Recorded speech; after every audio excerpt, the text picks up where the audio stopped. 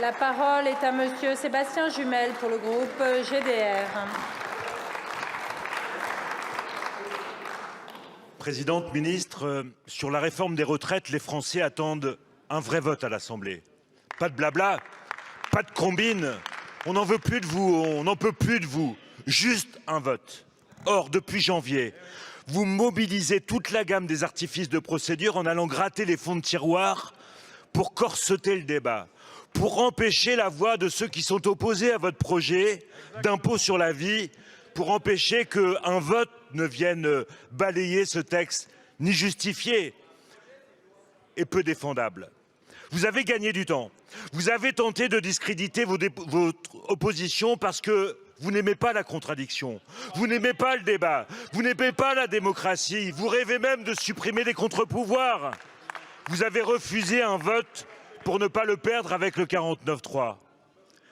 Demain en commission, le 8 juin ici, c'est une séance de rattrapage. Les Français l'attendent, les Français vous regardent. Alors, soit en démocrate, vous assumez le risque du vote, soit vous continuez à raser les murs et inventer une nouvelle partie de billard à 3 bandes pour éviter encore l'expression d'une décision pleinement démocratique. Si vous prenez ce chemin, les Français vous verront, ils verront votre lâcheté politique et vous traînerez non plus des casseroles, mais un boulet pour l'histoire. Si vous prenez ce chemin, alors que déjà les Français ne vous supportent plus, vous accentuerez la crise démocratique.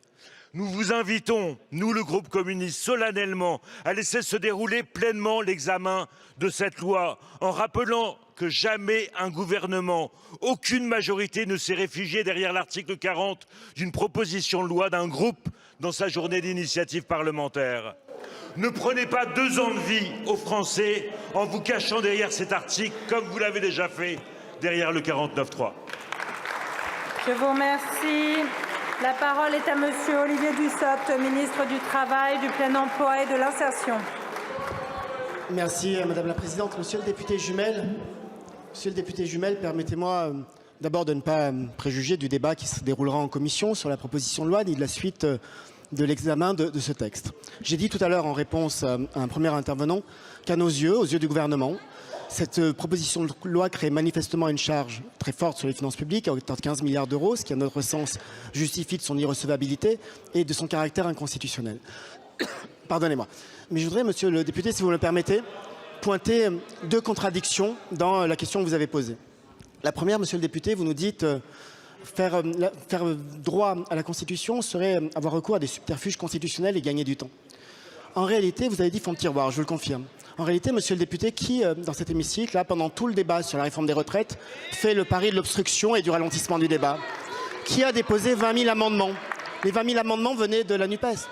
Au-delà de cela, monsieur le député, il y a une deuxième contradiction que je voulais souligner entre la position que vous avez défendue pendant le débat sur les retraites et le texte que vous co-signez avec Charles-Amédée de Courson.